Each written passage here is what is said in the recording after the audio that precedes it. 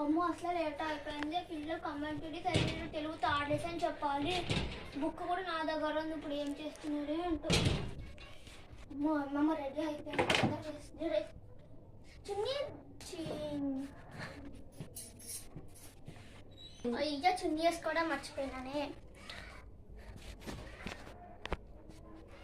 ఇది ఇల్లు లేకపోతే చిరిగిపోయిన గంపనా క్లీన్ చేసుకోవట్లే నా ఇల్లుని. డైలీ హాస్టల్లోనే ఉంటున్న. సండే వచ్చి క్లీన్ చేయాలి. సండే పిల్లలకు హాలిడే ఇస్తాం. ఇన్ని రోజులు హాలిడే ఇచ్చినా ఊరికి తీసుకుపోయినారు. ఏంటి ఇంత ఘోరంగా అయిపోయింది. హాస్టల్ చేద్దాం జర్రా. ఎంత 30 రూపాయలమ్మా. 30 రూపాయల పక్క ఆటోలో 20 రూపాయలకా కావాలంటే లేకపోతే పోటీ మన దగ్గర 20 రూపాయలు ఎందుకు నడుచుకుంటూనే వెళ్ళాను. సరే నా బుక్స్ తీసుకుని వెళ్దాం. అయ్యో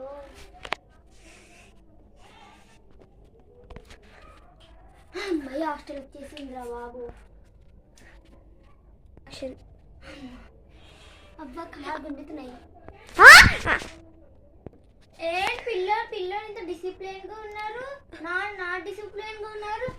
children's hostel board children's hostel back to comings అది ఎప్పుడు బ్యాక్ ఎక్కువ హాస్టల్ పెట్టి 1 year అవుతుంది.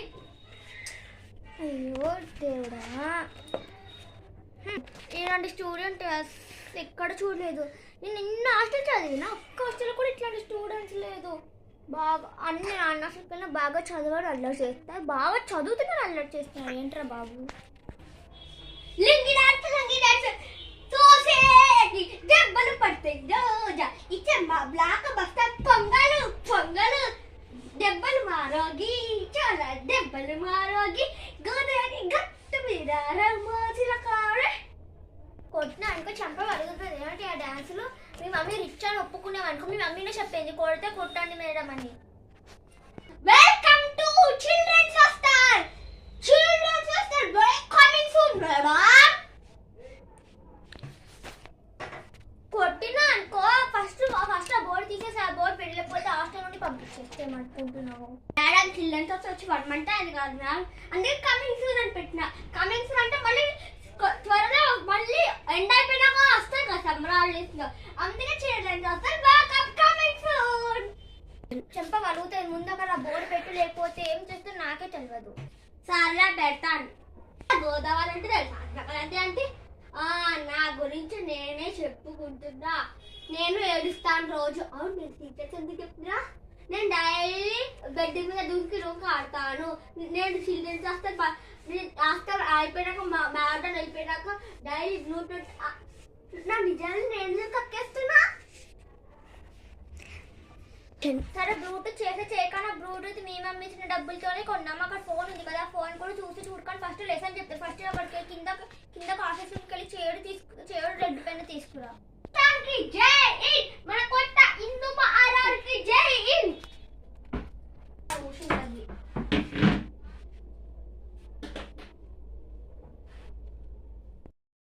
ఏంట్రా హిందూ మహారాణి కూడా తిను. స్టూల్ కూడా తీసుకురా.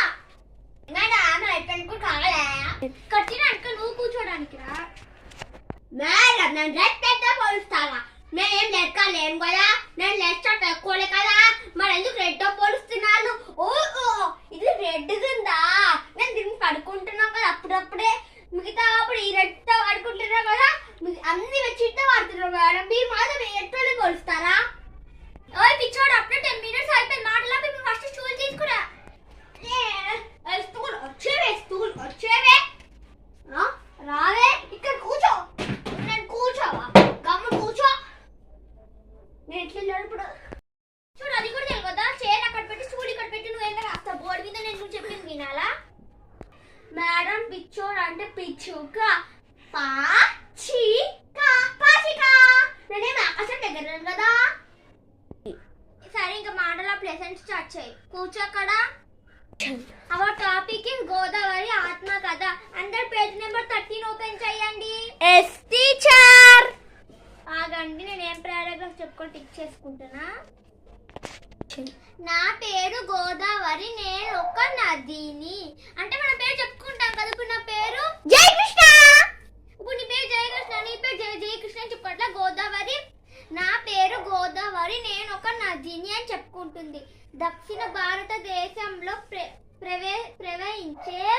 నదుల్లో నేనే పెద్ద నదిని. అంటే దక్షిణ భారతదేశంలో చాలా నది ఉంటాయి కదా, కృష్ణ, యమున, బ్రహ్మపుత్ర, అట్లా గోదావరి చాలా పెద్ద నది అంట. నేను మహారాష్ట్రంలోని ఏడమట్టి కనుమంలో సారీ స్టూడెంట్ ఆ కుక్క డిస్టర్బ్. ఎడమటి కనుమలో నాసిక్ దగ్గర త్రయంబకం అనే చోటులో ఉంటాను. అంటే ఇప్పుడు ఎక్కడ ఉంటావు? మణికొండ మణిచెట్టు దగ్గర ఉంటావు కదా. ఇప్పుడు ఇదంటే ఎడమటి కనుమలో నాసిక్ దగ్గర ఉంటదంట. త్రయంబకం అనే చోటలో ఉంటదంట. అక్కడ చిన్నపాయిగా మేడం నేను చిన్న పిల్లలు పెద్ద పిల్లలు నేను అంటున్నానా కొట్టినా అనుకో. చిన్నపాయగా ప్రారంభమే క్రమంగా విపరించి పెద్ద నదిగా మారాను. అంటే ఫస్ట్ చిన్న నది ఉండేది, పుట్టుదు కూడా అంతే. పుట్టినప్పుడు ఇంత చిన్న పిల్లలుగా ఉంటాయి. పాలు తాగిన అన్ని తాగిన అందుకే పెద్దగా అయినా. అదేం తాగింది?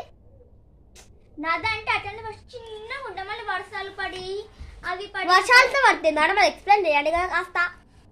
వర్షాలు పడి అట్లా అంటే ఇప్పుడు వర్షాలు పైన మేఘాల నుండి పడతారు. ఓకేనా? పైన మేఘాలు ఎట్లా పుడతాయి? నిన్ను కొడతా ప్రశ్నల మీద ప్రశ్నలు వేస్తున్నా. బాగా చదువుకుంటున్నా. ట్యాగ్ ఎక్స్ప్లెయిన్ చేసిన కాగలేదు.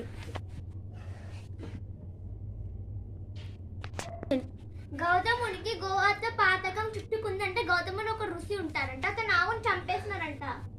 ఆవును చంపేసినందుకు అతనికి పాపం చుట్టుకుందంట. గౌతముని అనే ఋషికి ఒక పెద్ద పొలం ఉందంట. పొలంలో ఒకసారి ఆవు వచ్చి గడ్డి తిందంట. అందుకే ఆవును చంపేసినారంట. అతను ఒక ఋషి. ఆ పాపమించిన కోసం గౌతముడు శివుడు గురించి తపస్సు చేశాడు. అంటే పాపము తీడిపోవాలని గౌతముడు శివుడికి తపస్సు చేశారంట. అంటే ధ్యానం. మేడం మా డాడీ డైలీ మెడిటేషన్ చేయమంటున్నా కానీ నేను కళ్ళు మూసుకొని పడుకుంటా. సరే ఏదో ఒకటి కానీ. పరమశివుడు ప్రత్యక్షం అయ్యాడు. అంటే శివుడు ప్రత్యక్షం అయ్యాడంట. మన కంటి ముందు కనిపిస్తున్నాడంట. అంటే తపస్సుకు మెచ్చి ప్రత్యక్షం అయ్యారంట. తన శిరస్సు నుండి ఒక జట్టను తీసి ఇచ్చి దానిని ముత్రి చెందిన గొప్పపై పిండమని చెప్పారు.